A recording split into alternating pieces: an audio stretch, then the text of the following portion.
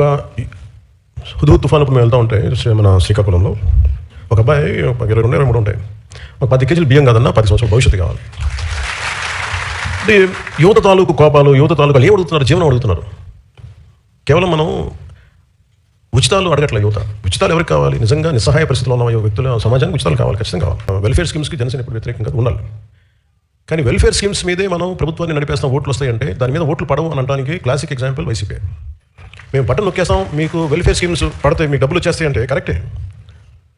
Hospitals infrastructure వదిలేశారు మీరు. Button నొక్కే డబ్బులు పడ్డాయి అంటారు, కరెక్టే. మీరు హాస్పిటల్ ఇన్ఫ్రాస్ట్రక్చర్ వదిలేశారు. గవర్నమెంట్ హాస్పిటల్స్ ఎక్కడ ఉన్నాయి ఇప్పుడు అంత అద్భుతంగా? ఇప్పుడు తప్పని పెడతా ఉన్నాం ఎన్డీఏ ప్రభుత్వం వచ్చాక. దాని మీద గత ప్రభుత్వం ఏదైనా ఆలోచించిందా? నేను కొన్ని క్యాబినెట్లు కావచ్చు, కొన్ని ప్రత్యేకించి కావచ్చు, నేను మన పార్టీ తరపు నుంచి కావచ్చు, నేను కోరుకుంటుంది వ్యవస్థలు బలోపేతం కావాలి.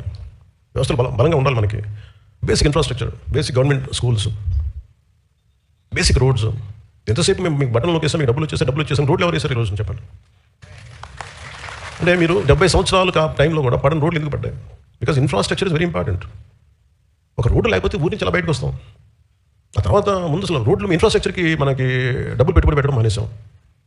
ఒక పైప్ లైన్ వేసి ఒక నీళ్ళు ఇవ్వాలి అంటే దానికి పెద్ద స్కీమ్స్. బాధ్యత తీసుకొని బేసిక్ మన మౌలిక సదుపాయాల గురించి పని చేయకపోతే మనకు ఎన్ని ఉచితాలు ఇచ్చినా ఇంకోసారి ప్రజలు రారు. అది